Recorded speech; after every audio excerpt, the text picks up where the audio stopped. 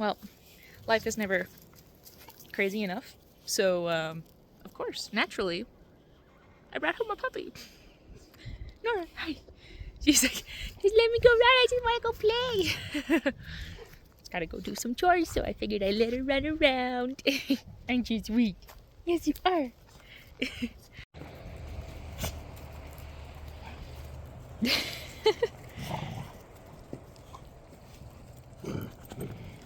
Yeah, you stay down. You're a good girl. Yeah, so sweet. All right, gotta check on these guys. Miss Shadow will be 1 week. Tomorrow is her due date. 1 week from tomorrow. I should rephrase that. Reba and Willow. Rebel Rose, probably ready for milking time. Bambi, we better check your ligaments again. She's been feeling like she's getting softer on her ligaments, so I've been checking them multiple times a day just to see the difference. Once those ligaments are gone, we can expect labor to start within 24 hours, sometimes very, very shortly after. So we just being patient and hoping that she keeps them in for a little bit longer. Even if she hits tomorrow, that's helpful. If she hits any day past that, then the babies have an even better chance of having those lungs to be a little bit more developed. So I will give her a quick check. Hey, let's not be mean. I'm just here to check you guys. Yeah, I don't know if she's gonna, like, she could have twins. I'm kind of thinking maybe she's a little bit twin-like. And then her mama over here, I mean, I don't know, do the same day. It's a little bit nuts. Oh boy. So when you're checking, okay, you go away. When you're checking ligaments, okay, everybody wants attention. No, go away. You come down, and if your hand, like, when their ligaments are gone, your hand just like falls into the deep abyss. To be honest, like, yeah, they're, like, I can still feel them. They're still there, but they are quite squishy. I don't think that udder has popped necessarily. You keep turning around. Stop it. I don't think we have an udder pop yet, but man, oh man. Like, she might have another couple days, but I don't know. Man, she's pretty squishy. Bambi, you gotta keep those babies in. Okay? Keep those babies in for just a little longer. Hey? Miss Rebel? Goodness. Yeah, I don't know. Let's see if she'll hold still for a shot here. Yeah, it's filling. I'm just waiting for that real obvious balloon where it's looking quite engorged. I don't think we're quite there yet. Hey, honey. But your ligaments there, yeah. Definitely closer. Sweetie girl, you're probably so over being pregnant, hey? You're so over it. I'm sorry. Just a little bit longer. Yeah, I don't know. It's hard to say, like with the first doe that kidded, she went 6 days overdue. She's a Nigerian dwarf. It was her first freshening, and she hit 151 days. And that stressed me out. I need to upload her birth video. Yeah, it was a challenging one. We videoed what we could, but at a certain point we had to turn it off and just get in there and help, as it turned into more of an emergent situation. Oh, so chatty. Yeah, so she went to 151 days, but I really don't think that Bambi will go that long, just because she is got quite a few babies in there. Yeah, May 31st is her due date, so tomorrow is Friday, and that would be a week before her due date. And Gracie, the mini newbie that just kidded, she had her kids a week early. So it's possible that anytime after tomorrow, there could be chances of babies. From some of the research I've been doing and other breeders that I've been talking to, they've been saying that like to consider adding in a selenium dose. Here, I want to show you those horses. You guys excited for supper time? Oh yes. Everybody's coming and running. Well, that's not really that fast and enthusiastic, is it? Breeze and Jitterbug. Yeah. Can you tell who the herd queen is here? Hey, you goose. Where's Duke at, huh? Where did he go? Duke! Oh, he's probably way over there. He's the one that tends to get pushed out a little bit, so. Miss Jitterbug, how cute you are. How did you get so big? You're getting so tall. My goodness. Mama. Yes. Just, oh, such a nice booty. Such a nice booty. Okay, let's get you guys some food. I was just realizing as I was feeding the horses, I think part of homesteading or small farm life or whatever you want to call it, it's a lot about trying to streamline and like figure out ways to maybe use less effort. So for example, I'm sitting there forking hay to 6 horses and naturally that takes quite a bit of time. Now some of the pros of pitching them feed is that you get to feed them what they need. I pitch hay to them at least twice a day, and that way they don't end up like overeating versus like I'm talking about having a hay bale in a feeder where they get to just free feed all day. Depending on your horses, they'll tend to get over conditioned quite quickly. Not to mention if you have hay shortages like we did last year, or even talking financially wise, if you free feed them a bale, they may burn through that bale in a week. Versus if you pitch them the correct amount of hay, then that may take them 10 days to get through that.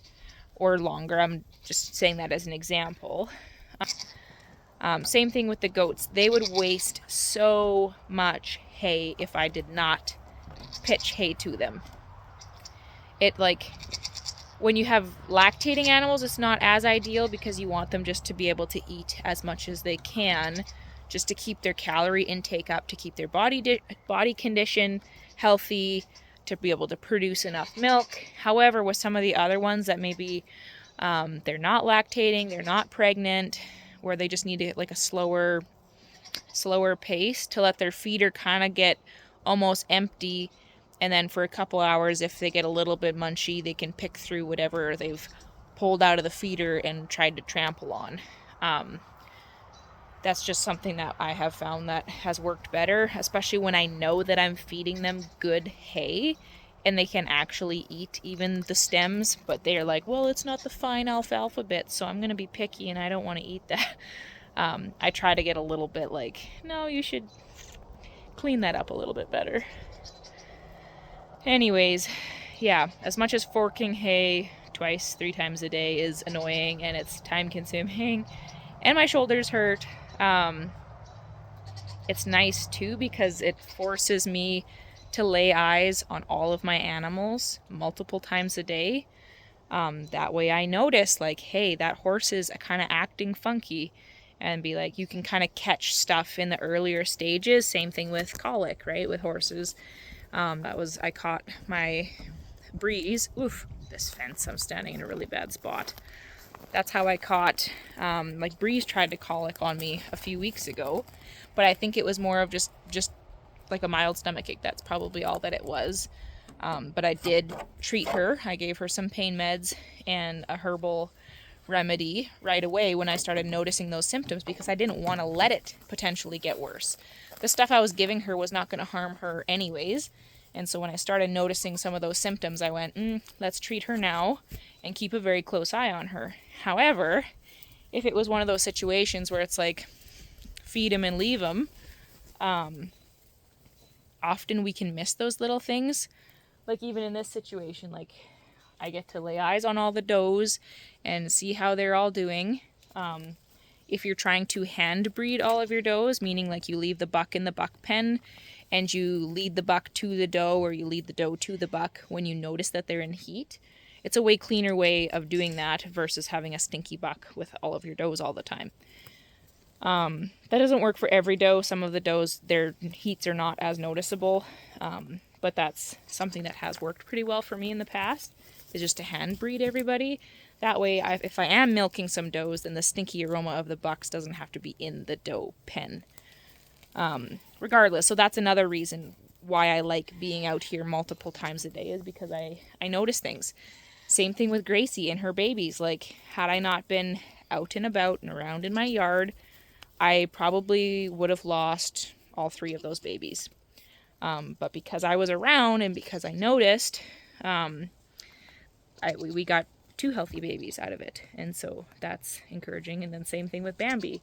Like right now I'm watching her, she's chewing her cud. I'm checking her ligaments. I'm keeping an eye on things because I know she is very, very around, and there's a good chance she could have babies early. I'm hoping that she goes at least to full term, potentially even overdue, as much as that drives me crazy. But if I'm not out here, then I can't do the check-ins. I can't see everybody and make sure that everybody's doing okay. Same thing with like just the visual checks that you do. You check to see if the goats are bloated, or if somebody's got a really nasty bum where maybe they've got diarrhea, or like to check on your babies and make sure everybody's nursing and nobody's lethargic. And there's so many perks to being out here often, I guess is what I'm trying to say. But again, thinking about the forking hay, I'm always trying to figure out like, what can I do that would take less effort but still give a similar result? And at this point, I can't think of anything that wouldn't cost a lot of money. I've thought about even doing hay nets for the horses. Those are okay. I have never like tried one for a whole round bale for the horses. I've heard good things about them, but I've also heard where like you have to replace them every year because they just destroy them.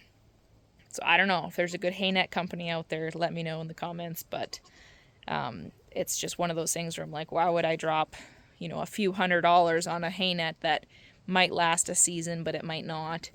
When you're maybe not rolling in the dough, so to speak, you're not rolling in just extra cash where you can just buy stuff and see if it works. It's a little bit more just one of those things where you do the grunt work and you work hard, and you're out here at 10 o'clock at night doing chores and getting stuff figured out and fixed up. And that's just part of getting started and figuring things out. And I don't know. It's good. Anyway, I gotta feed these girls, and then I gotta go get my milk pails and stuff, and then milk everybody, which means that little Miss Pooch over here will need to go in her kennel, because I have a feeling that she might be a little bit too interested in the goat milk, and then the goats will get all scared. Isn't that right? Anyways, this is kind of just a random update video. Nothing super crazy is happening at the moment. Oh, I should show you Gracie and the babies because they're important too. Got to turn the light on because it's too dark otherwise. Hello. How are you? Can we say hi to your babies? Hi. All the hay dust is starting to float. I don't want to stomp around too much, otherwise you're not going to be able to see anything. Hi, babies. We just want to see you. They're doing good. They're nursing really well. I put the little gold one on the weigh scale today, and she was 3.8 pounds, which is Very, very little. Well, depending who you talk to, I guess. But considering they're about a quarter Nubian, that's pretty small. Hi, big stretch. Hey. Hi, babies. Anyways, they're doing good. Mama's doing pretty good. I'm gonna get her some more food. Maybe get her a little bit of grain. And top off her water. But same thing with them. I try to handle them a bunch too, just because they are being dam raised. Sometimes they can end up being a lot more skittish too, so it's always good to handle them. It's a little warm in here, hey? Now it's cooler outside. It's kind of good for your babies though to be a little bit warm. Yeah, hello? Oh, are you gonna get playful? Did we wake you up from your nap? Hey, sweetie. This little white one, she's had a little bit of diarrhea. Not bad, but a little bit. Look how tiny they are. They just fit right underneath her belly. Yeah, good girl. That's so funny. Alright, Gracie. You have a good night. I'll bring you some food.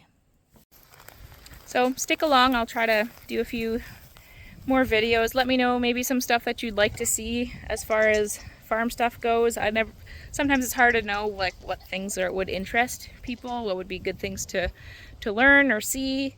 Yeah, I'm excited about being able to share little tidbits about what happens on our little farm here. I am by no way an expert. I've learned a lot of things on the go, especially when it comes to goat stuff. I'm still learning, but I do enjoy sharing the stuff that I learn with other people. So let me know what's helpful and what you find intriguing. Feel free to ask questions. And that'll wrap up our video today. Oh, yes, big kisses. So if you like what you see here, please consider subscribing, and you can hopefully get notified when I upload new videos. Bambi, you're kind of hanging by yourself, aren't you? What are we gonna do? What are we gonna do with you? Gotta try to hold on to those babies for a little bit longer. Okay?